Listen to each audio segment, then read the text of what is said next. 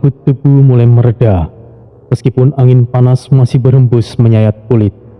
Asap dari reruntuhan kuil mengepul perlahan, naik seperti para roh prajurit yang gugur, menghilang menuju retakan di langit atas. Medan itu sunyi sesaat, tapi bukan kedamaian yang menyelimuti, melainkan ketegangan yang mencekik. Di kejauhan, langkah berat terdengar di antara bebatuan. Siluet besar dengan mata kuning menyala perlahan muncul di balik kabut. Itulah Putra dalam wujud leak harimau. Tubuhnya besar dan berotot, bulu peraknya bercahaya samar diterpa sinar merah langit. Di punggungnya terbaring Mahesa. Tubuhnya lunglai, dadanya naik turun perlahan. Ia masih hidup, tapi luka-lukanya dalam. Langkah Putra Sidan tidak tergesa, tapi penuh beban. Setiap tapak menciptakan suara yang menggetarkan tanah, tidak hanya karena bobot tubuhnya, tapi karena makna yang ia bawa. Dan waktu mereka tinggal sedikit. Di belakang Putra, Ratna Dewi muncul. Rambutnya kusut dan berantakan, menempel di wajah pucatnya karena darah dan peluh. Mata Ratna merah, bukan karena amarah, tapi karena tekad yang mendidih, meskipun tubuhnya hampir runtuh. Tori, dengarkan kakakmu, pergilah. Ucapan Ratna sederhana, tapi mengiris ke dalam. Tidak ada teriakan, tidak ada emosi berlebih, hanya ketulusan, kejujuran, dan kepedihan yang terlalu dalam untuk disembunyikan. Putra Sidan dalam wujud leaknya berhenti hanya beberapa langkah dari Aris dan Tori. Suaranya dalam, berat seperti gelegar guntur yang tertahan di dalam bumi. Aku masih tidak suka denganmu, tapi demi adikku, pergilah. Kalau semua ksatria suci mati di sini, siapa yang akan memberitahu dunia luar? Pergilah, dan kali ini selamatkan rekanmu, keparat. Giginya gemeretak saat menyelesaikan kalimat itu. Ada luka lama yang masih menganga antara Putra dan Tori, namun tidak lebih penting dari yang ia lindungi saat ini. Ia menunduk sedikit, menatap Red Baron yang berdiri di dekat Tori. Wajahnya lebam dan tubuhnya hampir rubuh. Pergilah, dengan begitu kau telah menyelamatkan adikku. Red Baron, meskipun wajahnya nyaris tidak dikenali, tetapi mencoba menahan emosi. Ia menggerakkan bibirnya dengan susah payah. Kakak, kau tidak perlu melakukan seperti ini. Namun, Putra Sidan tidak menanggapi. Ia hanya menoleh sedikit, menatap Tori dengan mata penuh penekanan, lalu mengalihkan pandangannya.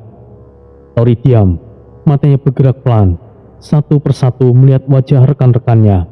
Bloody duduk bersandar di batu besar, tubuhnya penuh luka, dan tangan kanannya bergetar saat memegang dada. Matanya merah, tapi ia masih hidup. Red Baron berdiri setengah tertunduk, nawasnya berat, dadanya naik turun. Ratna Dewi berdiri dengan gagah, meskipun tubuhnya jelas melemah. Putra Sidan berdiri dengan Mahesa di punggungnya. Ia tahu berapa lama lagi adiknya bisa bertahan. Tori tidak bisa berkata-kata, tapi hatinya seperti diremukkan. Ia ingin tinggal, ia ingin bertarung, tapi apa artinya bertahan jika semua itu berakhir tanpa saksi? Ratna Dewi melangkah maju, tapi sorot matanya tidak padam. Kami percaya kau pasti bisa, Tori. Kami hanyalah sebuah jalan untukmu. Janganlah berhenti, teruskan jalanmu. Angin menderu pelan, sisa nyala api dari bukit kuil menyinari wajah Ratna saat ia berbicara. Kilauan senjata patah yang tertancap di tanah memanculkan cahaya samar. Ratna mengangkat suara walaupun gemetar. Kau pernah mengatakan kepada Aris, kau memilih jalanmu, walaupun kau tahu jalanmu penuh dengan pengorbanan. Dan inilah waktunya kau memahami jalanmu, Tori. Sudah terlambat bagimu untuk mundur. Teruslah maju dan lanjutkan tekad kami. Kata-katanya seperti nyala api di tengah dingin yang membekukan. Kata yang bukan lagi nasihat, tapi amanat. Tori memejamkan mata, nafasnya berat, dadanya naik turun seolah mencoba menelan semua luka dan beban dalam satu tarikan nafas. Tangannya perlahan mengepal, memegang tombaknya erat-erat. Suara kulit dan logam beradu dengan samar. Tombak itu bukan hanyalah senjata, tapi pengingat bahwa setiap langkahnya adalah janji, dan janji itu tidak bisa ia hianati. Tori mengepalkan tangannya kuat-kuat, dan pada genggaman itu, sesuatu telah berubah, bukan dalam medan perang, tapi dalam dirinya sendiri. Langit masih retak, angin masih membawa bau kematian, tapi kini ada keputusan yang tidak bisa dibalik, dan langkah pertama akan segera terjadi. Langit di atas medan Asura nampak seolah-olah hendak runtuh. Retakan-retakan merah menyala di kubah langit bergemuruh, seperti jantung dewa yang bangkit dari tidurnya. Suaranya seperti bergema di tempat-tempat yang tidak terlihat, menandakan bahwa waktu tidak lagi memberi ampun. Alam iblis mulai menggeliat, dan yang memberi di bawahnya harus memilih, bertahan atau menghilang bersama tanah tersebut. Tori masih berdiri mematung, nafasnya naik turun, dan bibirnya terkatup rapat menahan gejolak yang menyerang dari dalam. Lalu dalam 1 detik panjang, ia mengepakkan tangan. 2 detik berlalu, tangan itu bergetar, dan akhirnya perlahan ia menundukkan kepala. "Baiklah, bertahanlah kakak, dan semuanya." Suara itu bukanlah kekalahan, itu adalah pengakuan bahwa kepercayaan lebih besar dari kebanggaan. Tangannya mengangkat tombak, lalu ia berbalik menatap 2 rekan yang masih berdiri bersamanya.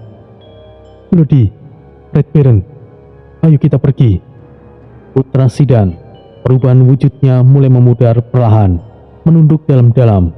Dari seorang prajurit yang keras kepala, kini ia berbicara seperti kakak kepada adiknya. "Pergilah, Ayung!" Red Baron, wajahnya penuh luka dengan nafasnya yang kasar, menatap kakaknya Putra Sidan dalam diam sesaat. Tidak ada tawa sarkasik seperti biasanya, tidak ada canda menggoda, hanya tatapan rasa hormat yang hanya muncul 1 kali dalam hidup. "Jagalah dirimu, kakak." Kata itu berat, namun jujur. Ia tahu mungkin itu terakhir kalinya ia memanggil putra dengan sebutan itu. Bloody berdiri sedikit lebih jauh, hanya menunduk, tidak berkata sepatah kata pun pada awalnya. Tapi dari gerakan tubuhnya, dari cara ia memiringkan kepala dan menganggukkan sedikit ke arah semua yang tertinggal, ia menyampaikan rasa hormat yang bahkan lebih dalam dari sebuah kata. Aris berdiri diam, wajahnya seperti batu, tapi matanya menyimpan petir yang tidak bisa padam. Ia hanya mengangguk sekali, 1 gerakan kecil yang membuat begitu banyak makna. Kepercayaan, perpisahan, restu, dan juga selamat tinggal. Tidak ada pelukan, tidak ada tangisan, tapi dari kedua pria yang berdiri dalam debu perang itu mengalir pengertian yang tidak bisa dilukiskan. Red Baron memutar badan, tapi Bloody masih berdiri, menatap Ratna yang kini berdiri bersandar pada tongkat sihirnya. "Jangan mati terlalu cepat, aku masih punya banyak pertanyaan untukmu. Hei, wanita." Ratna hanya menghela nafas pendek, senyum tipis mengambang, meski di baliknya terlihat luka yang tidak mungkin sembuh. Ia tidak menjawab, karena ia tahu waktu untuk menjawab itu bukanlah sekarang. Tori, Red Baron, dan Bloody pun mulai berbalik. Mereka mulai berlari menjauh dari medan inti. Debu mengepul di belakang kaki mereka, membentuk jejak samar seperti tapak takdir yang baru saja berpindah jalur. Suara langkah mereka seperti pukulan genderang yang menandai akhir dari 1 bab dan awal dari bab berikutnya. Aris menatap punggung mereka hingga kabut medan menelan sosok-sosok itu perlahan. Ia tidak bergerak, tidak mengucapkan selamat tinggal. Ia hanya berdiri dan menunggu. Angin mulai berubah, aroma di udara kini tajam, bau belerang dan kematian dicampur aura yang menekan, seakan udara itu sendiri enggan berada di dekat mereka. Dari balik reruntuhan, dari celah-celah langit yang robek, suara berat mulai terdengar.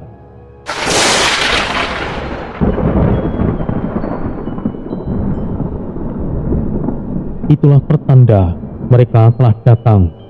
Tanah mulai bergetar pelan, seperti jantung dunia berdegup semakin cepat. Batu-batu kecil dari tanah melompat, dan bayangan gelap muncul di ujung medan.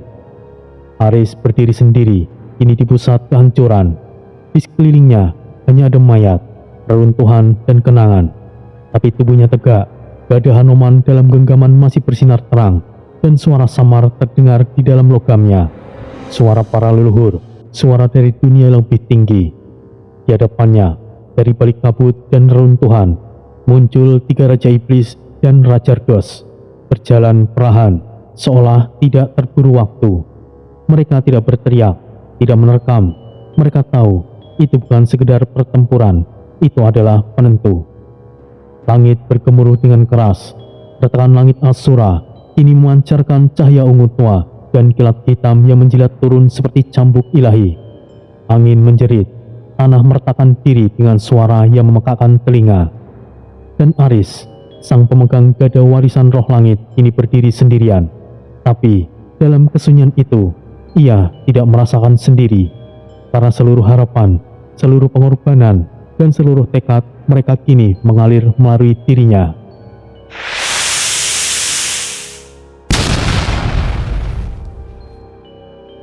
Asap hitam masih melayang dari ledakan besar sebelumnya. Debu memenuhi langit, mengaburkan warna merah yang menetes dari langit Asura seperti darah iblis. Medan itu sudah tidak lagi menyerupai tanah, lebih mirip kawah neraka yang meleleh di bawah telapak kaki para pejuang. Di tengah semuanya, Putra Sidan berdiri, terengah, tubuhnya dilumuri darah dan abu, tapi tatapannya tidak goyah. Luka masih menganga di pundaknya, darah menetes perlahan melewati dada dan perutnya. Ia menggigit lengan bajunya, menahan rasa sakit yang hampir melumpuhkan. Lalu, dengan satu teriakan nafas panjang, ia berteriak, "Ilmu leak tingkat tinggi, harimau pedang terenggiling baja, pangalingkas!"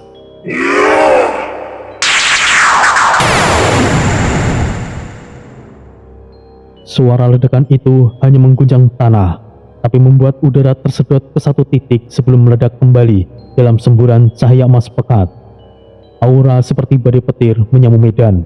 Tubuh putra membesar, sisiknya berkilau seperti batu giok dalam kobaran api. Kulitnya berubah menjadi sisik halus tapi kokoh, terukir seperti pelindung para zaman kuno. Wajahnya memanjang, membentuk moncong harimau, dan dari matanya sepasang bola ungu menyala dengan intensitas luar biasa. Nafasnya berat seperti uap mesin perang kuno, mengepul dari selat taringnya. Dari arah barat medan, muncul sosok tinggi besar. Bayangan itu menjulang meskipun dari jauh. Langkahnya berat dan pelan, tapi setiap pijakan meninggalkan bekas hangus di tanah. Ialah Galzaret, mantan Raja Iblis terdahulu, makhluk berkulit hitam legam dengan tubuh seperti arca raksasa, tanduk bercabang 3 di kepala, dan mata merah menyala seperti bara di dasar neraka. "Majulah kalian para iblis keparat! Jangan harap kalian mudah untuk mengalahkan kami. Iya!" Putra Sidan mengayunkan cakarnya ke tanah dengan kekuatan penuh. Tanah langsung pecah dalam pola lingkaran seperti mandala perang, menciptakan patahan-patahan tajam yang melingkari area di sekitaran putra. Dari retakan itu menyembur asap merah dan kilau lava spiritual, bukan magma biasa, melainkan energi dari jiwa para leluhur yang tertanam di tanah Asura. Lingkaran itu bukanlah sekedar pertahanan, itu adalah peringatan, itu adalah wilayah kematian yang hanya bersumpah hidup atau mati yang boleh menginjaknya. Galzaret berhenti di tepian lingkaran retakan itu. Ia menatap Putra Sidan seperti memeriksa daging buruan yang tidak terduga. Suara dari tenggorokannya berat dan kasar. "Kau bukanlah tandinganku, liak harimau, tapi aku akui kau cukup menarik." Putra Sidan menjawab dengan cepat. Suara seraknya masih menggema dari tenggorokan yang separuh binatang. "Kau seharusnya sudah terkubur di masa lalu. Jangan pikir karena kau kembali, maka semua akan tunduk padamu." Galzaret mengangkat tangan kirinya, menggores udara. Dari celah di antara jemarinya muncul sebatang senjata mirip tongkat bercakar dengan ujungnya yang menyala merah darah. Ia menurunkan senjata itu ke tanah. Retakan kecil menjalar dari titik benturan, menyebar ke arah putra. "Aku tidak akan kembali untuk tunduk. Aku kembali bukan tanpa alasan. Kalian telah melanggar hukum semesta. Tapi dengan begitu, kini kami punya alasan kuat untuk melakukan invasi sekali lagi. Tanpa aba-aba, Galzaret melompat. Kecepatannya tidak sesuai dengan ukuran tubuhnya. Dalam sekejap, ia sudah berada di atas Putra. Tongkatnya menukik ke bawah seperti palu godam. Putra melompat ke samping, menjejak batu, memantul ke udara dan menghantam di balik dengan cakarnya. 3 goresan melintang di dada Galzaret, membuat iblis itu mundur 3 langkah. Tapi ia tetap tegak. Darah hitam menetes ke tanah, mengeluarkan asap saat menyentuh batu. Oh, lumayan. Kau lumayan cepat. Tapi ini masih belum apa-apa. Aku tidak perlu mengalahkanmu sekarang. Aku hanya perlu membuatmu berhenti bergerak, keparat. Putra Sidan menjejak tanah dengan keras. Energi spiritualnya kembali meledak.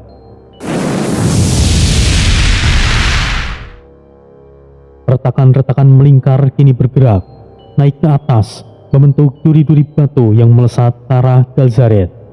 Iblis itu memutar senjatanya, memecahkan sebagian serangan, tapi beberapa duri menghantam tubuhnya, membuatnya tertarik mundur lebih jauh. Putra Sidan mendarat, tubuhnya mulai menggigil. Teknik itu menguras tenaganya yang luar biasa, tapi ia tidak menunjukkan keraguan sedikit pun. Matanya tetap tajam menatap musuh di hadapannya. Kau kira bisa menghentikanku dengan mudah? Pertarungan ini belum selesai. Tidak akan ada yang tersisa untuk kuberitahu setelah ini. Keduanya berdiri diam. Angin menyapu debu di antara mereka. Asap dari medan mulai terangkat tinggi, menciptakan pusaran samar yang menyelimuti langit. Suara gemuruh di angkasa semakin kencang. Langit masih menggeram pelan, seperti dada dewa tua yang enggan tenang. Petir kadang menjilat di tepi awan hitam pekat, dan dari celah langit yang retak, cahaya merah menyusup turun, menghujani medan dengan aura yang membuat kulit merinding. Angin membawa debu panas, menyapu perisai-perisai patah dengan helaan kain yang robek dari tubuh para prajurit yang tersisa. Dari sisi timur medan, Ratna Dewi berdiri di atas sebongkah batu besar yang sudah separuh hangus. Wajahnya koyak, penuh bekas sobekan dan bercak darah. Rambutnya terurai panjang, sebagian menempel di wajahnya karena keringat dan debu. Meskipun tubuhnya gemetar, matanya masih terbuka lebar, menatap jauh ke arah di mana pasukan iblis mulai menggerakkan barisan mereka. Sorot matanya tidak penuh amarah, tapi mengandung tekad yang sangat dalam.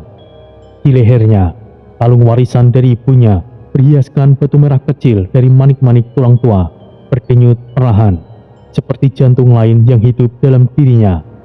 Cahaya dari kalung itu membentuk aura emas samar, menyelimuti tubuh Ratna Dewi dengan sinar yang tidak menyilaukan, namun cukup untuk memancarkan kekuatan roh bumi. Ia mengepalkan tangan, lalu membuka telapaknya perlahan, menyentuh tanah dengan ujung jarinya. Dari mulutnya keluar gumaman pelan, patah-patah namun penuh keteguhan. Wahyu roh bumi, wahyu roh langit, dengarkan bisikanku. Tanah di sekitarnya bergetar pelan. Suara itu naik dari dalam bumi, seperti desir gunung yang bangkit dari tidur panjangnya. Retakan kecil muncul di sekitar bebatuan tempat Ratna Dewi berdiri, dan dari celah-celah itu muncul cahaya biru kehijauan, dan lalu perlahan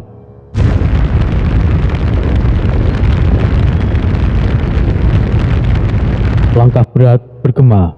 Dari balik kabut dan debu yang menggantung muncul sosok-sosok raksasa, tinggi hampir setinggi pepohonan. Wujud mereka setengah transparan, seperti terbuat dari kabut pegunungan dan batu-batu keramat.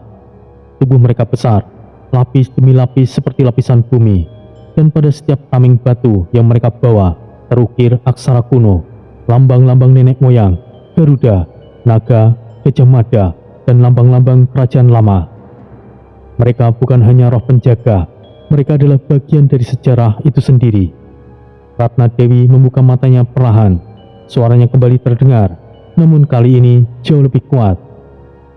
Para roh leluhur, lindungi garis batas pertahanan kami. Para raksasa itu bergerak ke depan, lambat tapi pasti. Setiap langkah mereka menciptakan getaran kuat, cukup untuk membuat kerikil melompat dan celah tanah melebar.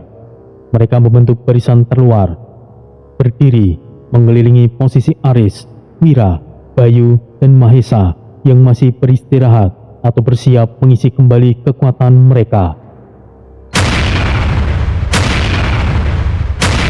Suara langkah roh itu menjadi semacam detak jantung baru untuk tim Aris. Mereka bukan hanya perisai fisik, tapi juga sumber dorongan spiritual, aura perlindungan yang mereka pancarkan meredam tekanan energi iblis dari kejauhan. Sehingga para ksatria suci di dalam lingkaran itu dapat bernafas lebih ringan dan berpikir lebih jernih. Wira yang tengah duduk bersandar dengan luka terbuka di lengan kirinya membuka mata perlahan lalu menatap Ratna. "Roh penjaga, kau benar-benar telah memanggil mereka, Ratna." Ratna menoleh, sedikit tersenyum tapi lemah, namun masih penuh percaya diri. Jika bukan sekarang, kapan lagi, Wira? Kalau bukan kita, siapa lagi yang akan bertahan? Bayu Sagara mencoba membalut luka Mahesa di dekatnya dan ikut menoleh. "Kita jadi merasa seperti prajurit sejati, dikelilingi oleh para leluhur. Setidaknya dengan ini mereka bisa melarikan diri." Karena memang itu yang sedang kita lakukan. Bukan hanya bertarung, tapi menjaga dan membiarkan mereka bisa pergi dari sini. Kalung di leher Ratna terus bersinar. Dari sela bebatuan, akar-akar kecil mulai tumbuh, menjalar cepat ke arah kaki para pejuang. Bukan untuk mengikat, tapi untuk memberikan energi. Ratna memejamkan mata sekali lagi, menyalurkan sisa kekuatannya untuk membagikan stamina spiritual kepada rekan-rekannya yang mulai kelelahan. Suara gemerincing lembut telah muncul, seperti lonceng di kejauhan. Itu bukanlah suara dari dunia itu, melainkan suara dari para roh yang menjawab panggilan Ratna. Suara itu merambat ke seluruh medan, menyelimuti perisai raksasa, lalu menjalar ke tubuh Aris dan yang lainnya. Wira merasakan sesuatu. Ia menegakkan tubuhnya perlahan, dan luka di baunya terasa lebih ringan. Rasanya begitu hangat, seperti disentuh oleh cahaya ilahi. Ratna, ternyata ia telah melakukan sesuatu yang besar. Ratna sama sekali tidak menjawab. Matanya terbuka, tapi pandangannya nampak lebih jauh. Seperti ia sedang menjadi penghubung antara dua alam sekaligus. Dunia para leluhur dan dunia yang masih ingin bertahan hidup. Di balik garis para roh penjaga itu, bayangan musuh mulai nampak. Tapi mereka belum berani untuk mendekat. Untuk sementara, benteng itu berdiri, dan Ratna dengan sisa-sisa kekuatan dan keyakinannya menjadi pilar utama. Tiba-tiba, tubuh Putra Sidan terlempar jauh, menghantam batu raksasa yang langsung retak setengah. Galzaret, mantan Raja Iblis yang kini berdiri seperti sosok kutukan, masih menurunkan tangannya setelah serangan brutalnya mendarat dengan telak. Asap hitam keluar dari telapak tangannya, dan aura bintang mati mengalir dari senjata yang telah ia pegang. Sebatang tombak besar berwarna hitam mengkilap, seperti potongan malam yang dibentuk menjadi alat pembantai. Putra Sidan menggerang, tubuhnya menggigil, sebagian sisik pelindungnya terkelupas. Tapi sebelum tubuhnya menyentuh tanah, dua sosok melompat di depannya dengan kecepatan yang membuat udara tersayat. Wirakusuma dengan tombak Siliwangi yang menyala api murni berdiri menahan jalur depan. Di sampingnya, Mahesa Anabrang menggenggam pedang hitam perak yang tidak memantulkan bayangan. Keduanya langsung bergerak tanpa aba-aba. Galzaret menatap mereka datar. Matanya, ketiganya sekaligus menyala merah gelap. Tubuhnya bergerak perlahan tapi pasti, seperti gunung yang turun dari tempatnya. "Kalian para manusia, apa kalian pikir bisa berbuat seenaknya di alam ini? Keputusan bodoh kalian adalah datang kemari. Kami bukanlah manusia lemah. Faktanya, kalian takut pada kami. Kami manusia bisa datang ke alam manapun, tapi kalian para iblis, kalian hanyalah keberadaan yang terkutuk," jawab Mahesa Anabrang. Wira kemudian memotong dengan cepat. Berhenti bicara dengan Yang Maha Esa. Kau hanyalah buang-buang energi. Jangan lengah. Sekarang!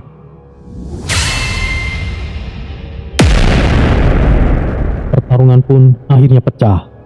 Wira menukik dengan tombaknya menyala. Dengan begitu ujung senjatanya menyentuh udara, realita langsung retak. Medan spiritual di sekeliling mereka langsung mengoyak seperti kaca. Jalur api menyambar dalam bentuk spiral dari ujung tombaknya, membentuk arena tempur yang mengurung mereka bertiga di dalam satu ruangan terpisah dari dunia sekitarnya. Galzaret menghentakkan kakinya. Gelombang gravitasi spiritual meledak dari tubuhnya. Mahesa bergerak cepat, menyayat ruang di antara Galzaret dan Wira, membelah dimensi tipis yang membungkus tubuh iblis tersebut. Dunia bergemuruh. Mahesa meluncur dari kanan, pedangnya menusuk udara lalu menyayat diagonal, menciptakan retakan ilusi yang membuat tubuh Galzaret berkedap-kedip tidak stabil. Dalam ruangan itu, tubuh sang iblis tidak bisa sepenuhnya bertahan. Jiwanya dan tubuhnya terbuka pada saat bersamaan. Wira melihat celah itu. Ia berputar satu kali, kemudian menusuk dari bawah. Tombaknya menabrak perut Galzaret, tapi suara yang keluar seperti menghantam batu raksasa. Serangan itu menembus bagian, tapi ditahan oleh dinding keras yang tidak hanya fisik, melainkan dinding kehendak yang telah terikat ribuan tahun. Kalian bermain dengan sesuatu yang tidak kalian pahami. Tiba-tiba, tombak bulan hitam berputar. Energi hitamnya menyembur seperti uap panas, lalu menyapu horizontal. Mahesa melompat ke belakang, terguling satu kali. Ia tetap berdiri. Wira melindungi dirinya dengan pusaran api yang menyelubungi tombaknya, meskipun sebagian pundaknya hangus. Iya, tubuhnya sangat aneh. Sepertinya bukan sepenuhnya di sini. Hati-hati Wira. Karena ia memang bukanlah makhluk biasa. Jangan biarkan kita bertarung seperti ini terus. Kita harus pancing ia keluar dari kestabilan dimensinya, Mahesa. Sementara itu, Putra Sidan yang tadinya terlempar kini mulai bangkit perlahan. Tangannya mencengkram dada, menahan nafas. Darah menetes dari ujung rahangnya, tapi matanya tetap bersinar. Jangan pikir aku akan diam saja. Ini belum selesai. Putra menggenggam tanah, menyerap sisa energi spiritual di bawahnya. Akar-akar cahaya naik perlahan dari retakan tanah, masuk ke dalam tubuhnya. Satu persatu sisiknya tumbuh kembali, tidak sekuat sebelumnya, tapi cukup untuk berdiri. Galzaret maju 2 langkah, tanahnya langsung bergeser. Aura tekanan dari tubuhnya menyerang seperti gelombang nuklir spiritual. Bahkan api Wira terlihat goyah, dan Mahesa hampir terpental mundur. Namun, keduanya tetap bertahan. Bersama, mereka maju kembali. Kita tidak perlu menang sekarang. Kita hanya perlu menahannya sampai saatnya yang tepat. Dan saat itu, kita akan merobeknya dari 2 dunia. Pertarungan terus memanas. Ledakan demi ledakan energi mengoyak udara. Percikan api, kilatan dimensi, dan tekanan roh yang saling menyerang membentuk simfoni destruktif di antara 3 raksasa di medan perang. Tapi satu hal yang jelas, Galzaret kini tidak bisa mengapikan mereka, dan Putra Sidan perlahan kembali masuk ke arena. Pertarungan belum berpihak, tapi kini 3 kesatria telah berdiri. Langit Asura tidak pernah benar-benar terang, tapi kali ini Bayu Sagara memanggil amarah langit yang jauh lebih daripada para iblis itu sendiri. Tubuhnya goyah, satu lutut sempat menyentuh tanah sebelum ia bangkit kembali. Darah mengalir dari pelipis hingga ke lehernya, mengotori kerah bajunya yang sudah lusuh dan sobek. Ia berdiri di atas reruntuhan batu, fragmen kuil tua yang dulunya tempat pemujaan leluhur. Di tangannya, 2 trisula kembar bergetar ringan, seolah ikut merasakan ketegangan yang hampir runtuh. Bayu Sagara memejamkan mata. Udara di sekelilingnya terasa lebih berat, seperti sedang menghirup laut. Angin dari selatan, air dari utara, bentuklah penglihatan buta bagi para musuhku. Trisulanya ditancapkan ke tanah dengan suara yang menggelegar. Sebuah gelombang energi air menyebar dari tanah tempat ia berdiri, membentuk pusaran aura yang merambat ke langit. Awan mulai menggumpal dengan cepat, bukan hitam pekat seperti biasanya, melainkan abu tua bercampur biru kelam, seperti pusaran samudra, dan sekejap kemudian langit meledak terbuka. Hujan turun, tapi bukanlah hujan biasa. Rintiknya seperti jarum perak yang tajam, membelah udara dengan desingan lembut, namun mengancam. Angin memekik, menjerit dari segala arah seperti 1000 roh yang meraung bersamaan. Kabut yang sebelumnya membatasi pandangan perlahan tersapu, digantikan oleh badai air yang tidak terbendung. Badai itu membelah kabut, menyelimuti separuh medan dengan gelombang hujan deras yang menyilaukan. Tidak bisa dilihat dengan mata biasa, kecuali mereka yang disetujui oleh pemilik sihir tersebut. Bayu Sagara membentuk tirai badai, bukan hanya untuk menyulitkan musuh, tapi untuk membuka jalur pelarian. Dari kejauhan, Tori, Red Baron, dan Bloody yang tengah tertahan oleh sisi energi iblis bisa merasakan tekanan atmosfer yang berubah. Udara di sekitar mereka menjadi lebih basah, lebih dingin, tapi bersih dari racun spiritual yang biasa mengelilingi area pertarungan iblis. Di tengah badai, terdengar suara teriakan Ragna yang memperkuat mantra Bayu. Bukakan jalan, kalian pergilah sekarang. Suara Ratna mengalahkan suara angin sesaat, membelah gemuruh hujan dan kilat. Di belakangnya, tangan Ratna kembali terbuka, kalung leluhurnya menyala terang, dan di sekelilingnya muncul bayangan samar para roh leluhur.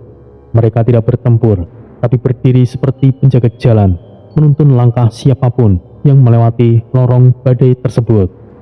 Para roh itu memanggil, bukan dengan suara, tapi dengan getaran hati, seperti nyanyian kuno yang hanya bisa didengar oleh jiwa yang berniat hidup. Lodi menoleh ke arah Ratna, rambutnya basah, wajahnya pucat karena luka, tapi senyum kecil sempat muncul di wajahnya. Semoga kau beruntung, wanita. Lalu Lodi melirik ke arah Tori dan Red Baron. Tanpa berkata, mereka tahu inilah momen terakhir sebelum medan menjadi tidak bisa ditembus lagi. Ayo, sebelum badai ini menghilang, kita harus segera pergi.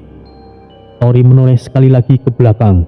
Bayangan Aris, Wira, Mahesa, dan Putra semakin kabur di balik hujan dan kabut. Tapi ia tahu pengorbanan mereka sedang dibeli oleh waktu.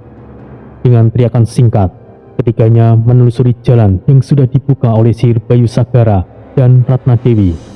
Setiap langkah mereka diiringi oleh hembusan angin yang menjaga dari proyektil iblis yang bergelombang tekanan spiritual. Tirai air itu bergerak, melindungi dari pandangan mata musuh, menutup cahaya, bahkan meredam suara langkah mereka. Bayu Sagara masih berdiri dengan tangan terangkat, mulai gemetar.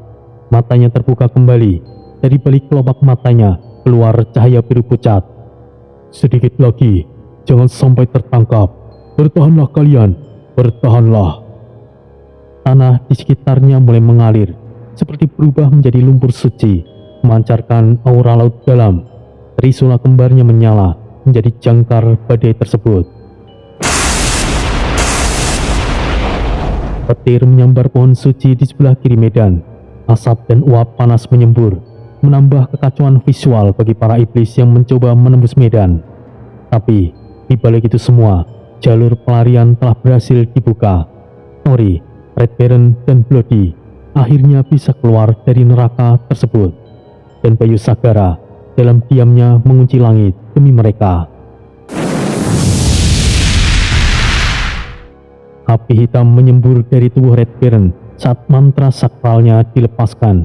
Suara raungannya memecah hujan badai, membentuk gema yang terasa sampai ke tulang. Tubuhnya membesar, ototnya mengeras, dan wajahnya berubah menjadi perpaduan manusia dan siluman. Taringnya menyembul, rambutnya memanjang, dan sorot matanya menyala ungu kehitaman. Seluruh tubuhnya diselimuti nyala hitam yang tidak padam, meskipun diterpa hujan deras dan terpaan petir dari langit Asura. Reksa, sekali lagi, nga, lengkas!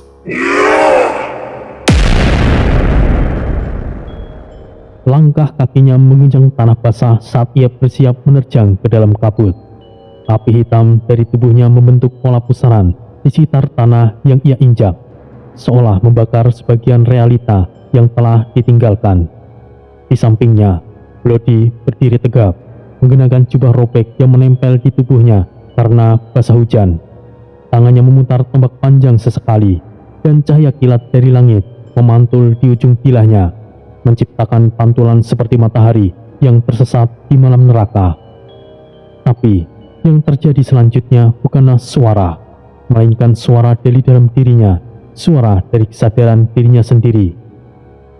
Narendra, jika situasinya terdesak, putar angka takdir sekali lagi. Suara Bloody terdengar mantap dalam pikirannya, meskipun hujan dan petir menyambar di sekeliling mereka. Ia tidak sedang berbicara dengan orang luar, ia berbicara dengan Narendra, jiwa manusia yang hidup dalam tubuh Bloody, satu keberadaan yang terbentuk dari gabungan roh dan kematian. Aku tahu Bloody, tapi pada akhirnya aku bisa berdiri di samping Mas Tori.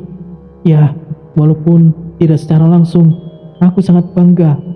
Namun, asal kau tahu Bloody, jika aku memutar angka takdir lagi, mungkin jiwamu tidak akan kuat. Kau mungkin akan mati. Tidak, kita akan mati. Terserah, aku lebih baik mati bertarung daripada mati dibantai. Tori berdiri di depan mereka berdua. Hujan membasahi seluruh tubuhnya, menyapu sisa darah dan debu dari wajahnya. Namun matanya tajam, lebih tajam dari sebelumnya. Ia tahu bahwa misi mereka sekarang adalah bukan soal menang atau kalah, tapi menembus batas dan bertahan hidup cukup lama untuk menyampaikan pesan, untuk mengakhiri semuanya itu, dan misinya untuk mencari Palu Gegana. Tori menoleh ke belakang, melawan badai yang mencoba menutup pandangannya. Di kejauhan, Aris berdiri, sosok kakaknya yang masih tegap meski medan telah runtuh di sekelilingnya. Aris tidak berkata sepatah kata pun, tapi senyumnya, pahit, kecil, dan dalam, cukup menjadi perpisahan yang menyayat hati. Kami akan kembali, apapun yang terjadi, kami akan kembali. Bertahanlah, Mas Aris. Langit tidak menjawab, tapi suara hati Aris yang tidak terdengar di luar berbisik dalam dirinya sendiri. Pergilah, adikku. Mungkin kaulah yang benar-benar memikul takdir itu. Hanya ada satu pembawa takdir sejati, dan itu adalah kau. Aku bangga padamu, Tori. Mungkin aku akan menyusul Mbah Sabar.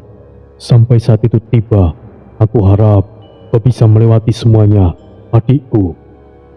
Tidak ada air mata, tidak ada tangisan, tidak ada kesakitan yang terasa dalam udara, dalam hujan, dan dalam langkah mereka yang memulai perjalanan menuju titik takdir berikutnya. Ratna berteriak dari kejauhan dan menerobos suara badai. Jalan sudah terbuka. Sekarang, pergilah. Bloody menoleh sedikit, hanya sekilas ke arah perempuan yang telah membantunya bertahan sejauh ini.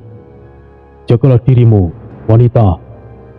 Lalu, tanpa aba-aba ketiganya, Tori, Red Baron, dan Bloody mulai bergerak. Tanah bergetar saat mereka menembus dinding badai yang telah dibuka Bayu Sagara. Angin mencoba menahan mereka, kabut mencoba menyembunyikan mereka, tapi langkah mereka tidak goyah.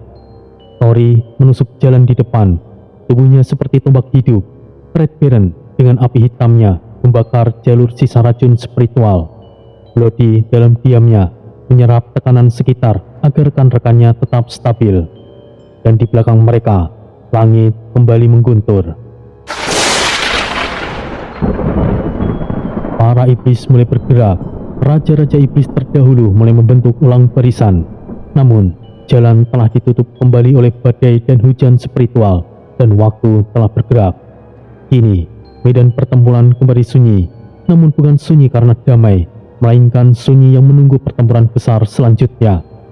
Dan dari balik semua itu, takdir telah memilih, dan langkah-langkah telah digerakkan. Tori, Red Baron, dan Bloody telah berhasil keluar dari medan pembantaian.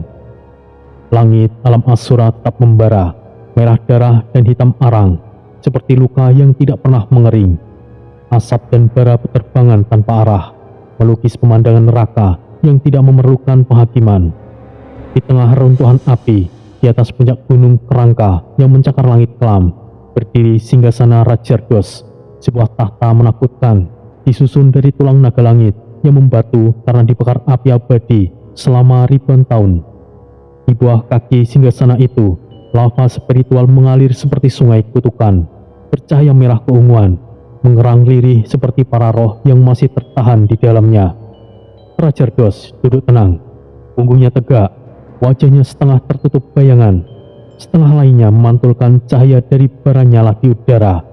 Tanduk kembarnya berduri ke belakang seperti ujung tombak raksasa, dan tubuhnya diselimuti mantel hitam berlapis sisik iblis yang terus berubah bentuk setiap detik.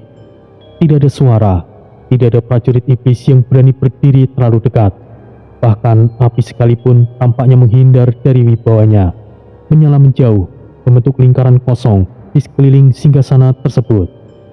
Lalu, dari celah-celah bayangan tebal di pojok ruangan, sosok Nasara muncul, perlahan, senyap seperti kematian yang menunggu. Tubuhnya seperti uap yang menyamar sebagai bentuk. Ia tidak berjalan, ia meluncur seolah angin malam sedang lewat. Jubah kelamnya menyatu dengan bayangan, dan topeng tiga wajahnya menyeringai, menangis dan kosong, membuat suasana semakin mencengkam. Rajardos membuka matanya, sekilas seperti dua lubang neraka menyala di dalam tengkorak. Apakah tempat itu sudah terbuka? Suara Rajardos datar, nyaris tidak bernada. Tidak ada gema yang mengguncang dinding gua batu, membuat serpian hitam berjatuhan dari langit-langit seperti abu yang usang. Nasara berdiri beberapa langkah di depan singgasana. Ia membungkuk dengan tipis, tubuhnya nyaris transparan oleh efek bayangan yang menyelubunginya. Dan ketika ia menjawab, suaranya seperti dengungan bisu dari balik liang kubur. Segelnya sudah retak. Jiwa naga yang menjadi penjaga terakhir mulai bergerak, dan palu itu mulai bangun dari tidur panjangnya. Seketika, ruangan menjadi lebih panas. Api yang sebelumnya tenang kini mendesis, seolah bereaksi terhadap informasi yang dibawa oleh Nasara. Rajardos menarik nafas pelan, bukan nafas kelelahan, tapi tarikan ringan dari seorang yang melihat kepingan rencana mulai pada tempatnya. Jika begitu, jangan mengganggu mereka yang melarikan diri. Biarkan ia pergi, karena mereka adalah kunci untuk membuka alam Asura dari semesta luar.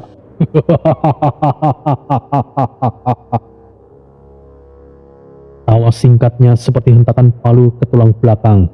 Gema tawanya bukan seperti makhluk gembira, tapi seperti retakan kecil yang menjalar di atas permukaan dunia. Tidak keras, namun mematikan. Nasara menoleh, tiga topengnya berputar perlahan, lalu berhenti di wajah yang netral. Matanya menyala ungu pucat dari balik lubang ukiran. Oh, apakah ia akan mengambil pusaka itu? Wah, ini pasti akan menarik. Rajardos tidak menjawab secara langsung. Ia meluruskan punggungnya, tangannya menyentuh lengan singgasana yang menyala pelan seperti bara hidup. Di matanya tergambar pantulan bayangan Tori, seorang ksatria muda yang kini membawa harapan sekaligus kehancuran dalam tangannya. Ya, dan ketika ia mengangkatnya, portal alam Asura akan kembali terbuka. Dan pada saat itu tiba, kita bebas keluar masuk alam ini, dan invasi besar-besaran akan dimulai.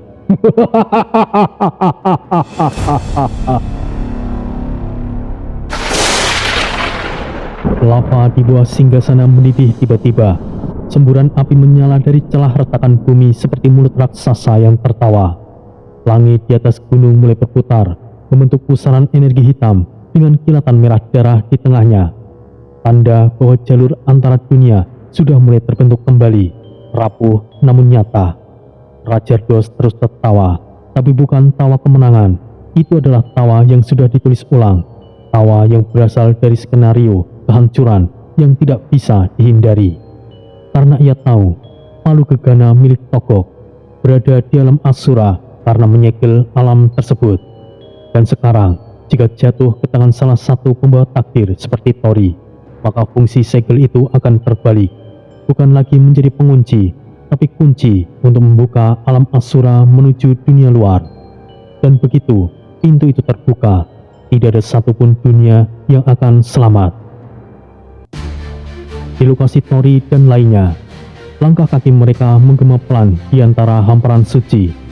Kabut tebal menggantung di udara seperti nafas makhluk yang tidak terlihat, menyelimuti dunia dalam warna kelabu dingin. Langit di atas mereka bukan lagi langit biru ataupun merah seperti medan perang, melainkan lembaran hitam kecoklatan seperti kertas gosong yang nyaris habis terbakar dari dalam. Di ujung penglihatan mereka, siluet kastil hitam berdiri seperti tulang rusuk dewa yang telah mati, menjulang dari tanah retak yang menyimpan jutaan rahasia kelam. Menara-menara yang patah mencuat seperti jari-jari raksasa yang tengah meminta ampun. Dindingnya penuh retakan seperti cahan kaca, tapi di dalamnya memancarkan cahaya samar keemasan, seolah jiwa Togok masih menggantung di entah kemana. Langkah Tori, Red Baron, dan Brody berhenti sejenak ketika mereka mencapai pelataran luar kastil. Tanah di bawah mereka ternyata bukan sekedar batu ataupun pasir, melainkan lapisan tulang-tulang yang terkubur rapi membentuk jalan. Tengkorak dan tulang rusuk berbagai makhluk bercampur, dari manusia sampai iblis, naga, hingga binatang langit yang entah berasal dari zaman apapun itu. Red Baron bergumam pelan, suaranya nyaris tidak terdengar. "Tempat ini seperti perkuburan para penjaga takdir." Tori tidak menjawab, tapi ketika mereka melangkah satu langkah lebih dekat,